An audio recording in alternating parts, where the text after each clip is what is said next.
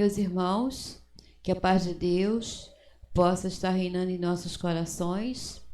Aqui estamos mais uma vez para realizarmos os nossos estudos e já agradecemos pela oportunidade de estarmos juntos mais uma vez, ligados, através de todos esses recursos que nos possibilitam, apesar de não podermos estar presentes, próximos, mas mesmo assim podemos nos comunicar, através dessas vibrações de paz e de amor que, por certo, nos envolverão no decorrer do nosso trabalho. Nós vamos ler como preparo a poesia do hino Verdadeiro Amigo, que nos diz: se o desespero insiste em te dominar e a força para se erguer parece que vai faltar, estende os braços, procura a luz, aceita ser ajudado, diminuindo o peso da cruz. Procura um amigo, teu verdadeiro irmão, que não te deixará jamais e sempre estenderá a sua mão. Este amigo sincero transforma trevas em luz. Amigo de todas as horas, sem dúvida, é Jesus. Vamos elevar os nossos pensamentos a fim de podermos contar com o amparo, a proteção dos benfeitores espirituais. Senhor, mais uma vez aqui estamos reunidos em Teu nome para estudarmos os Teus ensinamentos sábios, palavras de vida eterna, Senhor, que são a nossa bússola, a nossa orientação, a nossa força, o nosso refúgio. Ampara-nos, Senhor, fortalece-nos dentro deste objetivo de te servir através da nossa palavra. Pedimos também a tua proteção para os nossos irmãos enfermos que vão pelos nossos pensamentos, que possam ter fortalecidas a sua fé, que possam, Senhor Jesus, jamais perderem a confiança no teu amor, na tua presença permanente em nossas vidas. Obrigada por tudo. Graças a Deus.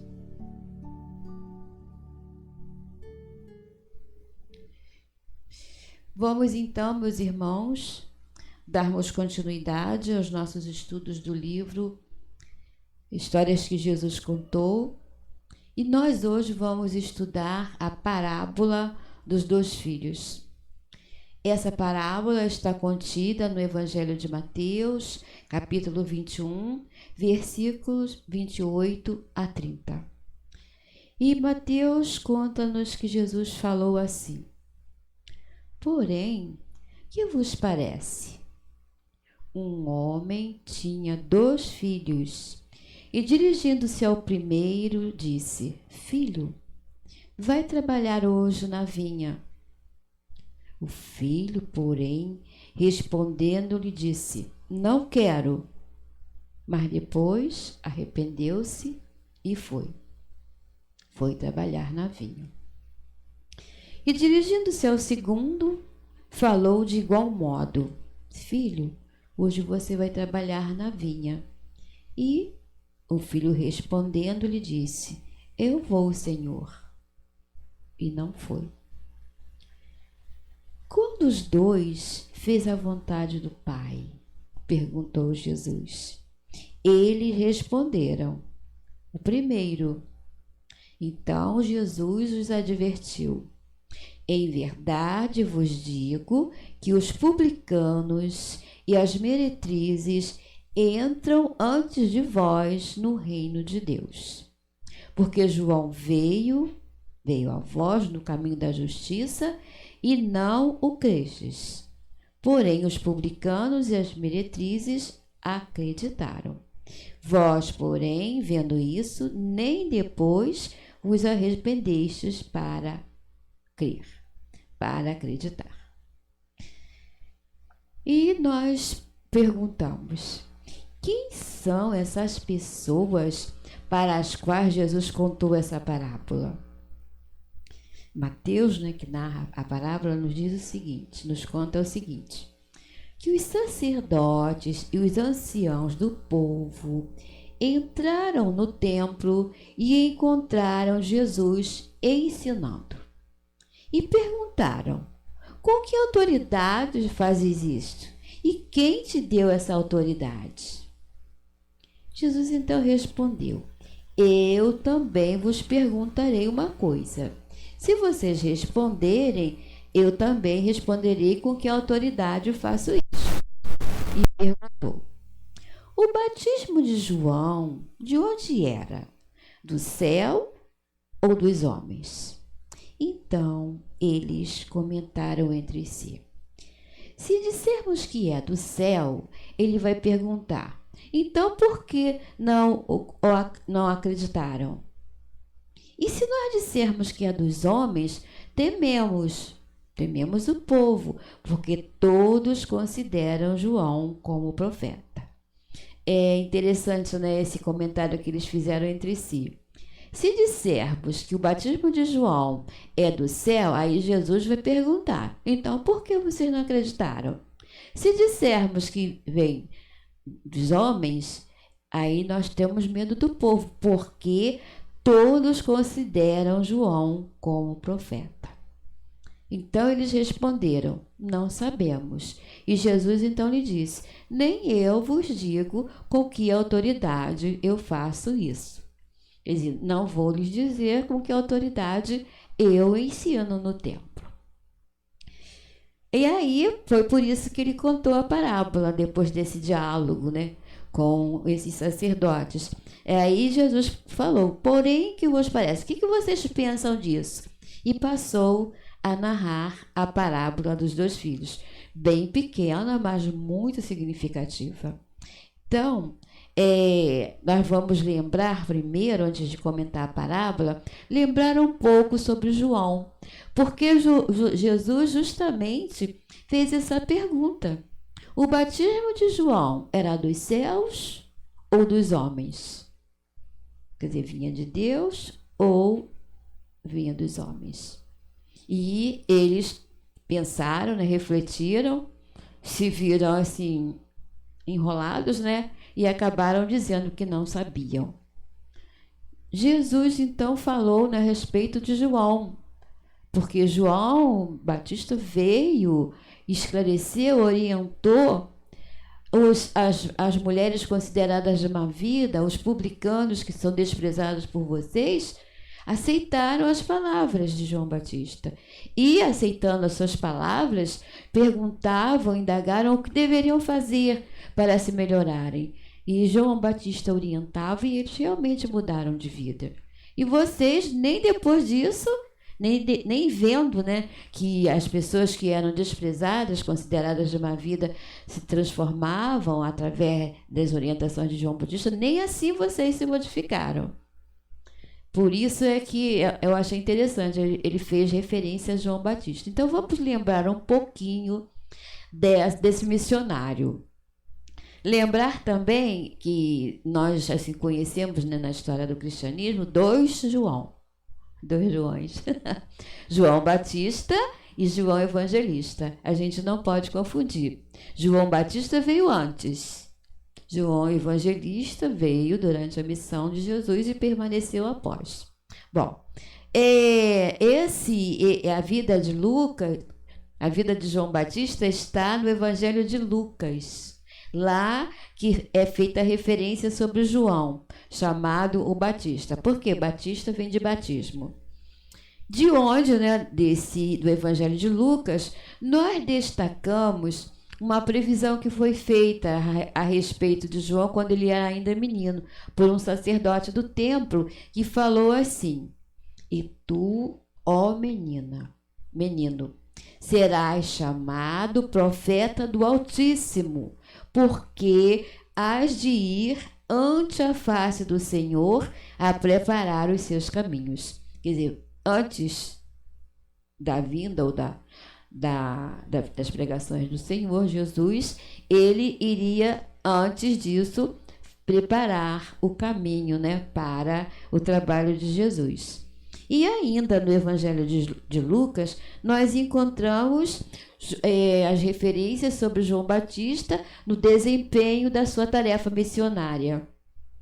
Tarefa de precursor do cristianismo. Precursor, quer dizer, antes de Jesus iniciar propriamente dita sua pregação sobre o Evangelho, sobre a Boa Nova, João fez o trabalho de preparo. Então, no versículo 3 do capítulo 3 do Evangelho de Lucas, consta assim: e percorreu toda a terra ao redor do rio Jordão, pregando o batismo do arrependimento para o perdão dos pecados. Quer dizer, a sua tarefa missionária, a sua missão mesmo, foi desenvolvida às margens do rio Jordão. Era ali que ele ensinava as pessoas, advertia e batizava. Lá na narrativa, que alguns perguntaram a ele se ele era o Messias. Aí ele disse que não, que ele não era o Messias, que viria após ele. E ele fez referência a Jesus dizendo assim: eu não sou digno nem de desatar-lhe as sandálias.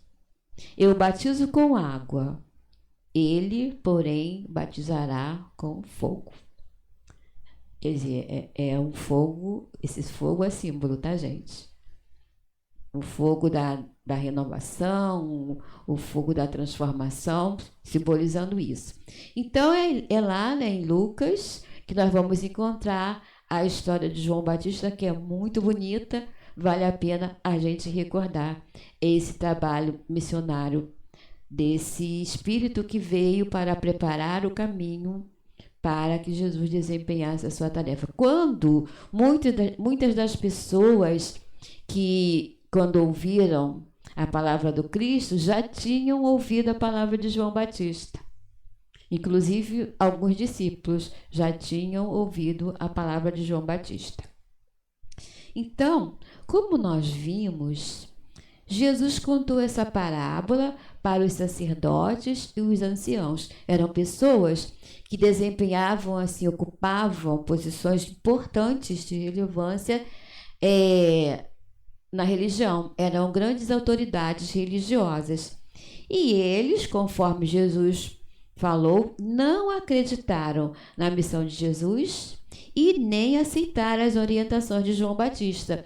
Lembramos que eles chegaram, viram Jesus no templo ensinando e eles perguntaram: com que autoridade você está fazendo isso? E quem foi que lhe deu essa autoridade? Então Jesus respondeu contra a pergunta, né? Deixou-os embaraçados e não falou, não adiantava falar, porque ele tinha aquela autoridade, de onde vinha a sua autoridade, porque eles não iam entender. Então, a gente observou também que as pessoas que eram desprezadas por essas pessoas que tinham essa autoridade religiosa, que comandavam a parte religiosa e também, e além da religião, a parte da política, né? A parte administrativa também era desenvolvida por esses sacerdotes. Eles tinham um trabalho assim, bastante amplo e grande responsabilidade. Então, as pessoas que eles desprezavam, que eles consideravam pessoas pecadoras, desprezíveis, principalmente os publicanos, né? E as mulheres consideradas de má vida, elas ouviram as palavras de João Batista, buscaram renovação nas suas vidas e após passaram a ouvir também as palavras de Jesus. Agora, nós vamos analisar os símbolos, né, apresentados por Jesus nessa parábola. Nós vamos ver que ele sempre coloca o Pai, simbolizando Deus, né, o Criador, e ele apresentou 2 filhos, o filho mais velho e o filho caçula. Apresentou 2 comportamentos bem marcantes. Lembrando, O mais velho, que era um menino considerado de bons modos, ele tinha bons modos, era considerado modelo de educação, prometeu ao pai que ia obedecer às suas ordens, mas não foi. Então, a gente vai ver, e a gente vê nas orientações de interpretações de Clóvis Tavares também, que esse menino, esse adolescente, ele era intimamente um espírito rebelde. Porque só fazia o que desejava, representando o quê? Os religiosos de aparência. Sabem as leis, mas não as cumprem. Usam a religião para satisfazer seus interesses.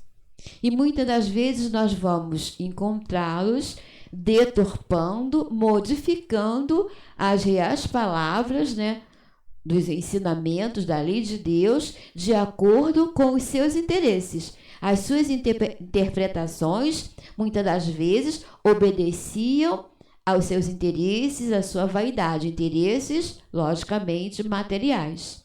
Então, esses religiosos são o símbolo que Jesus colocou no filho, que aparentemente era educado, era obediente, mas na verdade era um espírito rebelde, que só fazia o que queria.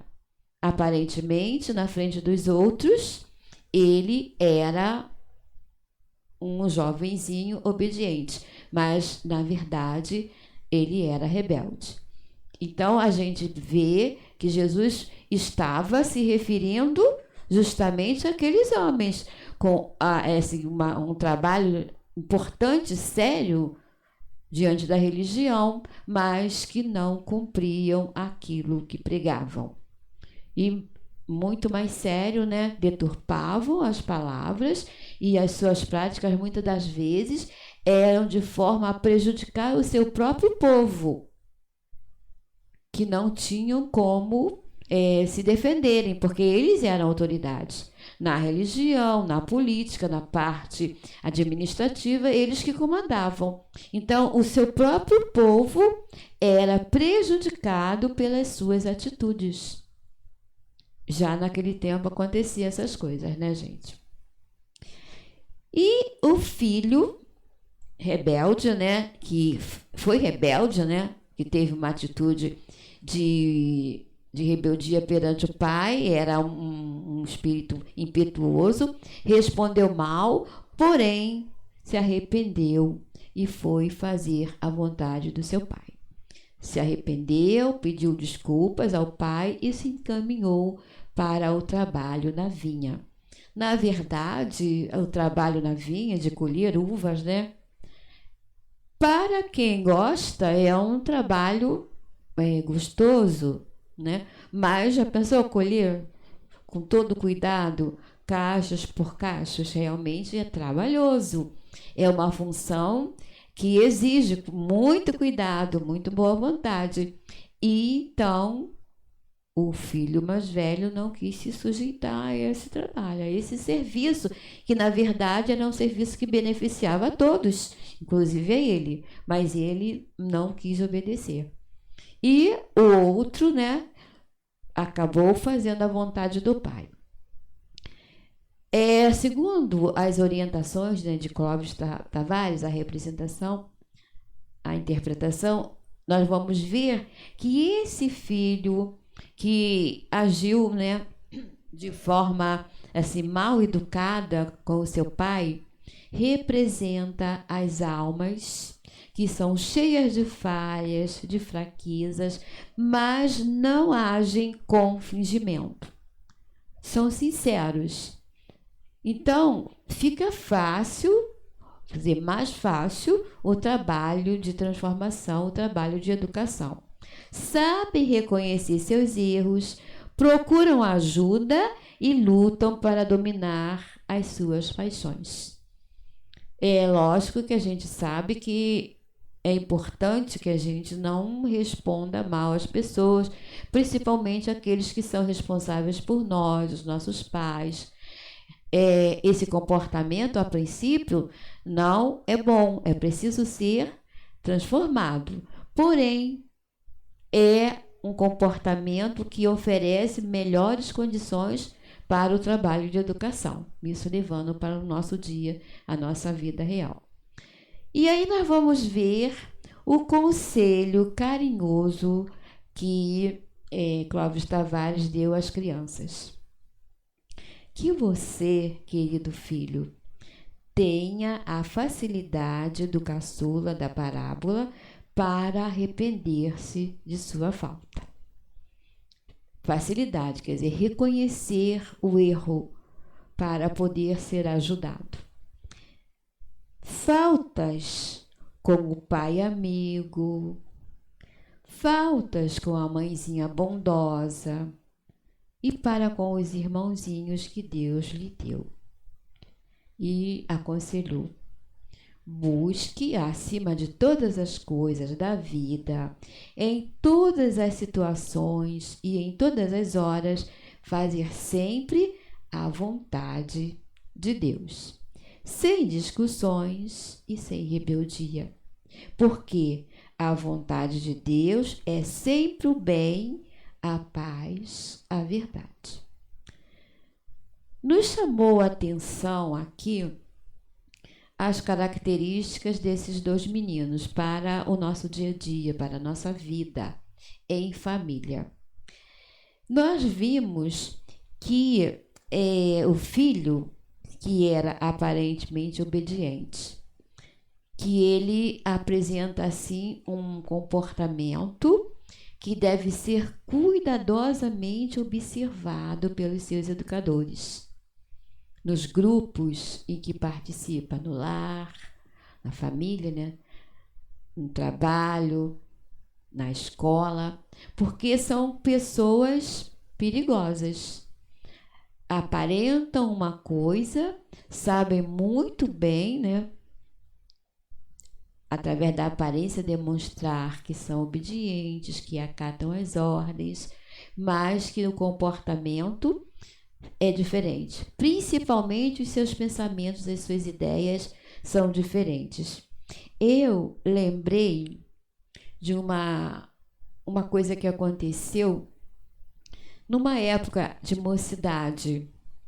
Então, tinha uma adolescente que me preocupava muito a sua atitude e até mesmo a atitude da sua mãe. E certa vez, não tendo ela comparecido à reunião da mocidade, eu liguei para ela preocupada. Chamei para conversar, né? E ela veio. E ela me disse as coisas assim, que a iniciais que ela me disse, é que ela confiava plenamente na filha, porque a filha lhe contava todas as coisas. Aí eu perguntei para ela, mas eu não estou preocupada, porque ela não tem participado das reuniões de estudo. Aí ela disse, mas hoje ela veio à reunião. Eu falei, não veio não. Liga para ela. Aí na mesma hora, né, ela ligou, ficou passada, é claro, porque ela contava que a filha tinha vindo à reunião, falou para mim com toda certeza que confiava na filha, e quando ela ligou, ela teve assim, um choque, porque na verdade a filha não tinha vindo na reunião, como eu tinha lhe falado, né? E de onde estava, ela disse que tinha resolvido com as colegas irem para o aniversário de uma amiga. Não sabemos se realmente ela estava no aniversário, não sei, foi o que ela disse. Então, é muito séria essa situação, entenderam? Ela disse para mim, diante de algumas coisas que eu coloquei, ela me afirmou, não, eu confio na minha filha. Ela me conta tudo. Então foi assim uma oportunidade, eu acredito que os bons espíritos, né, nos inspiraram e nos trouxeram a mãe para que pudéssemos conversar, não para colocar assim problemas para que ela pudesse se alertar. Que ela dizia, naquele momento ela falou para mim e já tinha falado para outras pessoas, eu confio na minha filha. Então, esse trabalho de educação é muito sério. Nós somos espíritos muito imperfeitos, não temos assim toda a capacidade, toda a percepção para saber, na verdade, quem são os nossos filhos. Quem é aquele espírito? Quais são as suas carências, quais são as suas deficiências e quais são os vícios que trouxeram de outras vidas? Em que eles precisam ser trabalhados? Então a gente observa aqui que Jesus colocou essas duas situações muito interessantes para que a gente pudesse raciocinar também, trazer para a nossa vida, para o nosso dia a dia. Aparências. E muitas das vezes são espíritos inteligentes, no sentido material, mas que precisam de um trabalho muito grande para a lapidação, para a transformação, para que esses espíritos possam realmente poder cumprir a tarefa, né, que está designada para cada um. E aquela criança, né, que foi respondão, logicamente que a gente não vai dizer que estava uma atitude certa, não. O que Jesus quis colocar foi assim, a sua sinceridade. Colocou aquilo que ele estava sentindo no momento. Dessa forma, então, torna-se mais fácil, não tão fácil, é claro, né? Mas assim, os pais, os responsáveis, eles têm mais condições de conhecerem aquele espírito impulsivo, tendência à rebeldia, tendência a questionar, a não aceitar ordens, mas ele demonstra isso. E demonstrando, embora não seja uma tarefa assim que vai ser fácil, mas vai oferecer recursos, meios, se forem observadores, se tiverem perseverança no trabalho de educar, com certeza eles terão aquele trabalho que Jesus colocou, né, de jardineiros, que sabem colocar os galhos no rumo certo, sabem o tempo certo da poda, como que deve ser a poda, porque tem gente que faz uma poda terrível e em vez de fortalecer a planta acaba prejudicando. Então, aquele trabalho, né, do agricultor, do jardineiro, que vai observando as falhas e vai procurando educar. Então, é preciso que nós estejamos preparados para exercer esse trabalho de educação que é sagrado, mas não é fácil. E sempre ver. Outra coisa interessante que Jesus colocou, a diferença dos espíritos. Muitas vezes nós falhamos exigindo que os filhos, esses espíritos, se comportem igualmente. Não pode, cada um é um. É preciso que se tenha essa capacidade de perceber e não exigir errado e não cobrar errado. Então, é muito interessante. A gente viu aqui Jesus colocando esses dois tipos de espíritos que o pai, com certeza, tinha o cuidado de observar, de acompanhar. É claro que ele viu que o filho não cumpriu a tarefa, falou que ia para a vinha, mas não foi. Ele observou que realmente ele não cumpriu o que tinha prometido. E observou também o filho, com certeza, conversou seriamente com esse filho para poder modificar as suas atitudes, para educá-lo no trato às pessoas, principalmente o respeito aos pais. Não é aquele respeito medo, é aquele respeito de companheirismo, aquele respeito de entendimento que precisa haver, né, entre pais e filhos, para ser mais fácil a tarefa de educar. Então, tanto por parte dos filhos quanto por parte dos pais, é necessário haver esse respeito, esse cuidado, para que o trabalho em família possa ser exercido com mais sabedoria, né? Que é um trabalho difícil, mas, como dizemos sempre, é uma tarefa missionária. Agora, nós vamos ver que nós vamos ver que Clóvis Tavares deu aquele conselho muito interessante, né? Que ele, acima de tudo, que a criança, né? Nós também nos incluímos nesse conselho, acima de tudo, possamos fazer, onde estejamos, em qualquer hora, em qualquer situação, acima de tudo, fazermos a vontade de Deus. E a gente fica pensando, mas como que a gente vai saber qual é a vontade de Deus com relação às nossas vidas? É complexo, né? Às vezes a gente não sabe que rumo tomar, que decisão tomar. Mas a gente sabe também que ao longo, né, da história da humanidade, Deus, Jesus, enviaram espíritos missionários justamente para nos revelarem a vontade de Deus através das suas leis. Grandes missionários que tiveram essas tarefas espinhosas, né, difíceis, que tiveram a missão, a incumbência de nos falar sobre Deus, de nos falar sobre a existência de Deus e das suas leis. Foram trabalhos que foram feitos de acordo com o desenvolvimento, a evolução da humanidade, né? Em cada tempo veio um missionário, em cada povo um representante de Deus, para nos despertar para o conhecimento da vontade de Deus. E, acima de tudo, nós vamos encontrar qual missionário? Jesus, o maior de todos. E ele disse para nós uma coisa que está muito dentro disso que foi recomendado fazermos a vontade de Deus. O que foi que ele disse? Eu sou o caminho, a verdade e a vida. Ninguém vai ao Pai se não passar por mim. Quer dizer, olha aí, o caminho,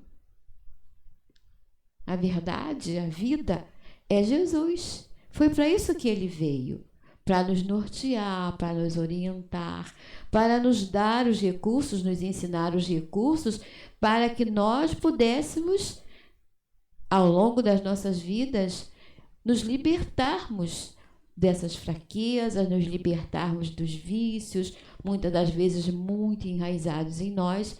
É Ele que é o grande mestre, é Ele que é o grande médico, o nosso grande guia. E além disso, nós vamos ver também que tanto encarnados vivendo ao nosso lado, no nosso convívio, quanto no plano espiritual, nós temos aqueles que receberam a incumbência de nos auxiliar a conhecer essa vontade de Deus em nossas vidas.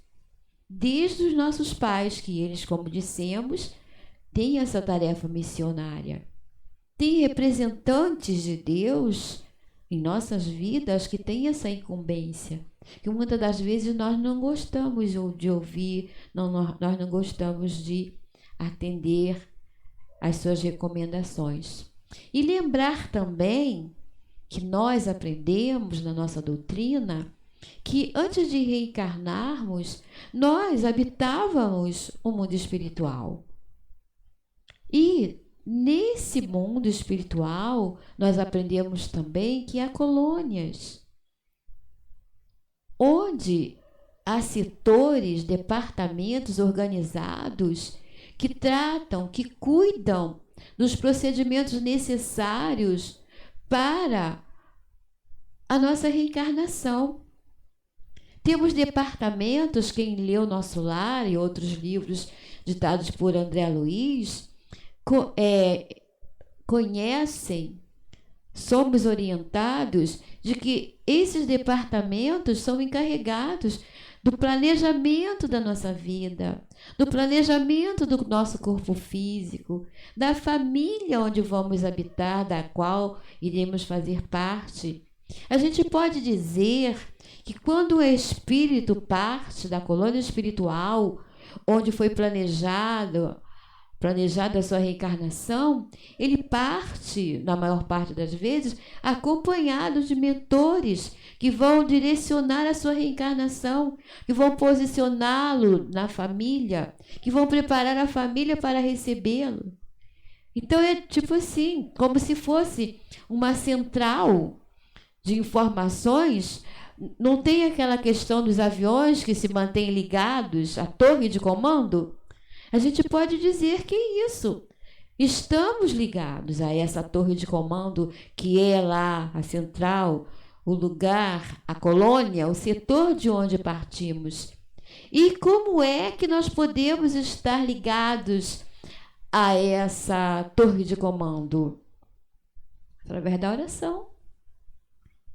Muitas das vezes, quando estamos em situação difícil, que nós oramos, né? Nós já estudamos tantas vezes sobre isso, mas nunca é demais lembrar. Nós estudamos que muitas das vezes espíritos, nós mesmos, quando estamos em situação difícil, com problemas difíceis, e nós fazemos uma oração sincera antes do sono, é possível nós sermos conduzidos pelos nossos guias espirituais a essas colônias, às quais estamos ligados, de onde partimos para reencarnarmos. E nesses locais, nós encontramos benfeitores que nos orientam, que nos advertem, que nos fortalecem para que possamos dar continuidade às nossas vidas, nossas tarefas, para que não nos desviemos do caminho traçado antes de reencarnarmos. Então, a oração nos dá essa condição de estarmos ligados a esses benfeitores, a essas colônias, a essa central de comando que podem nos orientar nos momentos necessários, mas é preciso que nós possamos manter a ligação. Se a nossa ligação for cortada, né? Às vezes a gente vê lá, olha, o último contato com tal avião assim foi assim. Cortado o contato, por diversas circunstâncias, não há como haver orientação. Não há como receber orientação, mas nós temos todas essas condições, todos esses recursos que nos auxiliam a encontrar em nossas vidas, em nossos caminhos, a melhor forma de estarmos cumprindo a vontade de Deus. Como o autor do livro nos disse, a vontade de Deus é sempre a vontade, através do amor, da paz, né? Da caridade, são essas. E a gente tem essas orientações, trazidas por Jesus e recordadas pelos missionários, né, por aqueles que têm a tarefa de nos ajudar, de nos orientar, tanto no plano físico quanto no plano espiritual. Foi para isso que ele veio, para nos ajudar, Jesus, né, para nos ajudar a encontrarmos o nosso caminho, encontrarmos as soluções para as nossas vidas. E nós recomendamos um livro que se chama Tormentos da Obsessão. Ah, meu Deus, falar de obsessão. Mas é uma coisa séria. A gente sabe que a coisa está muito, muito difícil. E nesse período em que nós estamos passando de transição, em que temos que nos decidir para onde vamos ficar realmente, qual é a nossa posição perante os ensinamentos, as leis de Deus, diante dessa possibilidade de permanecermos nesse nosso mundo tão lindo, que está passando por essa transformação maravilhosa. Então, é preciso que a gente possa vigiar para não sermos influenciados por aqueles adversários que nós mesmos conquistamos, que nós mesmos criamos, que não estão reencarnados e que estão fazendo de tudo para nos desviar do caminho, para deixarmos de cumprirmos a vontade de Deus para com as nossas vidas. Então, esse livro se chama Tormentos da Obsessão. É muito bonito, é muito sério. É uma obra assim que nos alerta muito. Ele foi psicografado por Divaldo e o espírito Manuel Filomeno, que trata, né? Nós temos muitas obras ditadas por esse Espírito que nos orienta com relação a esse processo doloroso de obsessão, que é quando nos deixamos influenciar, e às vezes uma influência muito forte, a ponto de nos dominar mentalmente. Isso acontece muito com a gente, então tem muitas orientações. E nesse livro, nós temos notícia de um hospital na espiritualidade chamado Sanatório da Esperança. Esse sanatório foi programado para obsidiados que faliram nos compromissos terrestres e desencarnaram sob a pressão de transtornos psíquicos, quer dizer, doenças mentais. Desencarnaram muito atormentados, desencarnaram muito sem caminho, muito desorientados. E esse sanatório da Esperança, ele foi fundado pelo espírito missionário Eurípides Barçanufo. Algumas vezes nós já tivemos a oportunidade de falar sobre ele, e nós vamos encontrar nesse livro uma pequena biografia sobre esse espírito, muito ligado ao Cristo, muito, muito.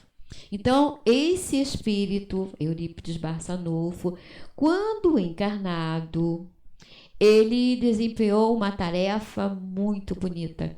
Ele criou um lugar, um hospital para cuidar de doentes mentais.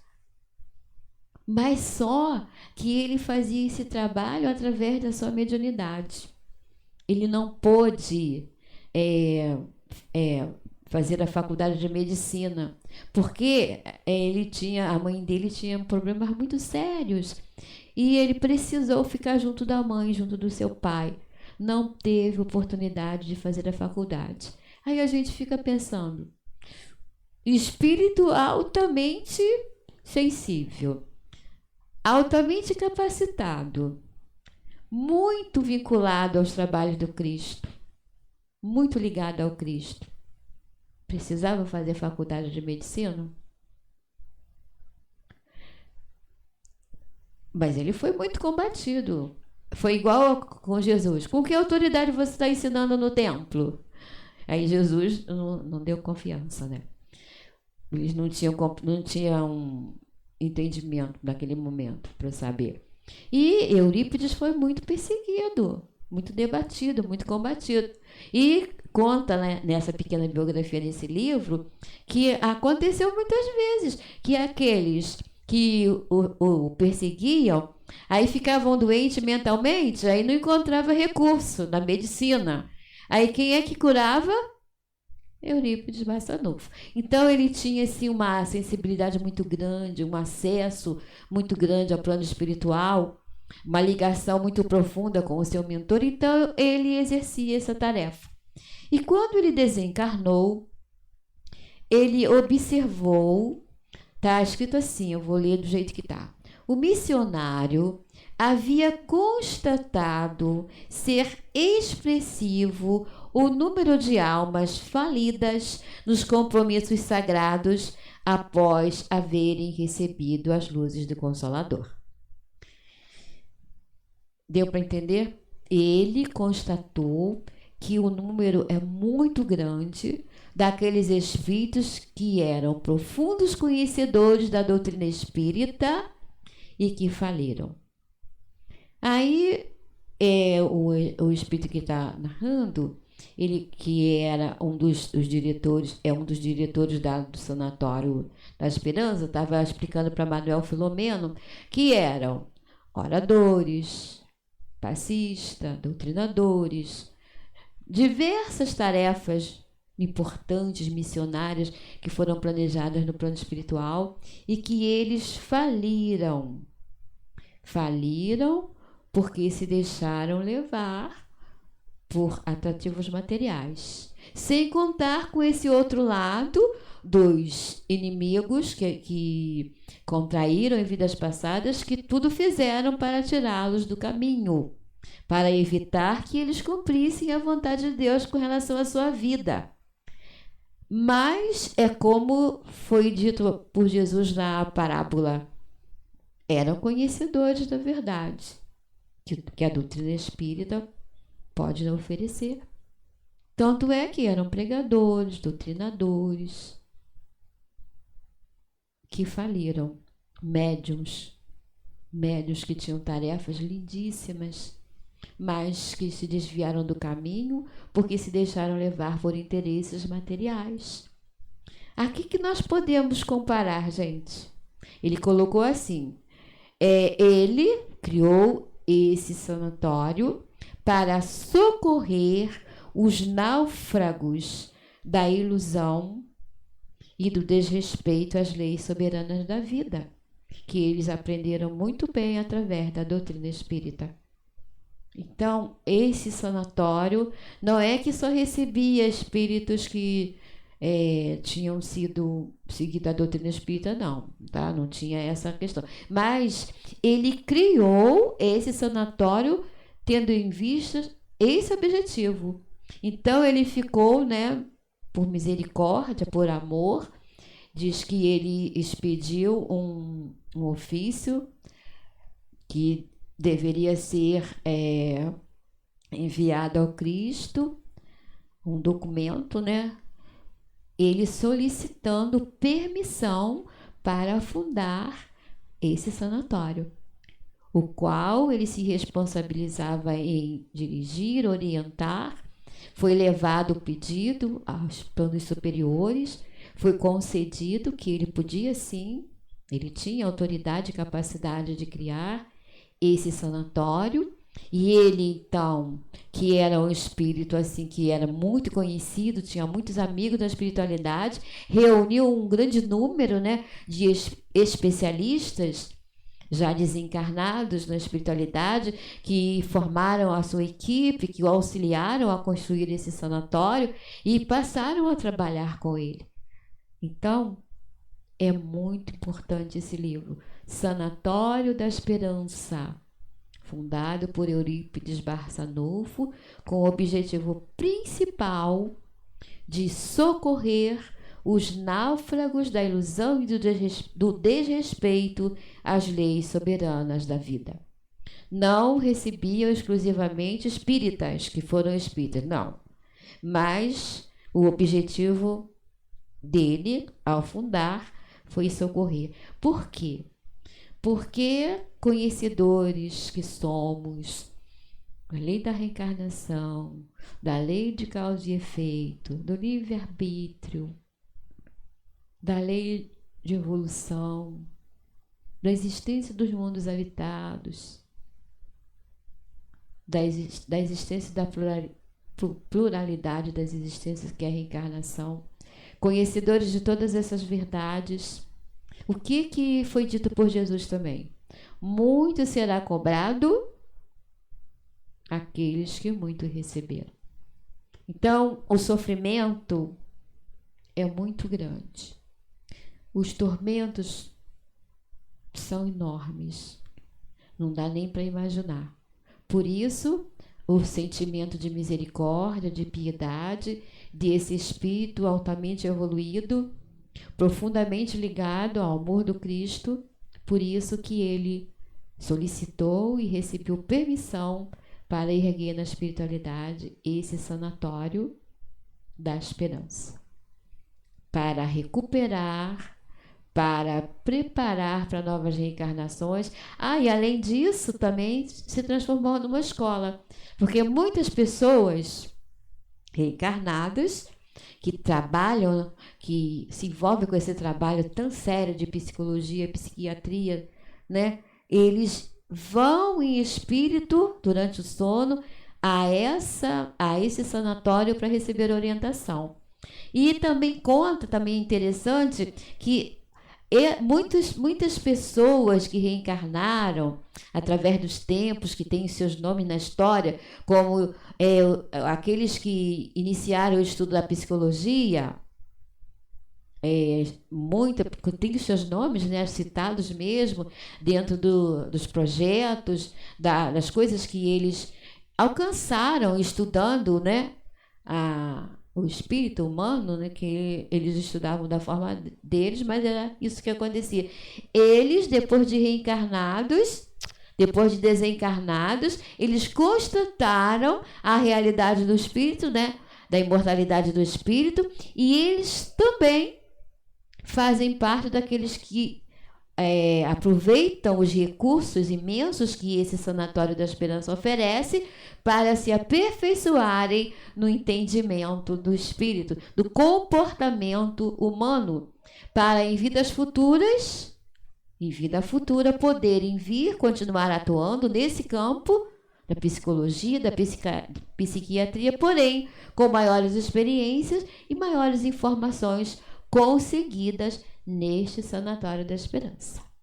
Nós agradecemos a esse espírito amigo, né, missionário a serviço de Jesus, a serviço de Deus, por tanto amor, por tanta dedicação, por tanta renúncia, por conhecer, né, por ter esse espírito de misericórdia, de caridade, capaz de perceber o sofrimento grandioso dos espíritas que desencarnam e que faliram nas suas tarefas missionárias, e também ao espírito amigo, né, de Manuel Filomeno, que tem essa preocupação tão grande, faz tantas pesquisas sobre obsessão, orienta de várias formas, várias situações, para que a gente possa saber lutar, né, contra as nossas más tendências, contra os nossos vícios, para não darmos margem, para não abrirmos brechas, para que esses espíritos que tentam se vingar de nós por dívidas que contraímos,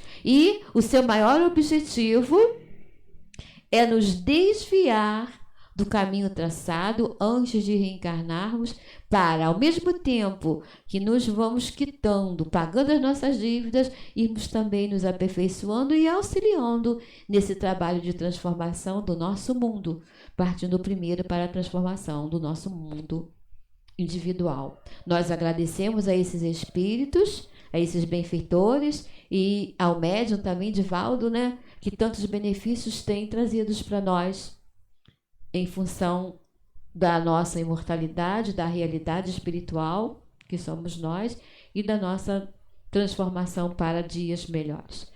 Então vamos agradecer a Deus por essa oportunidade, né?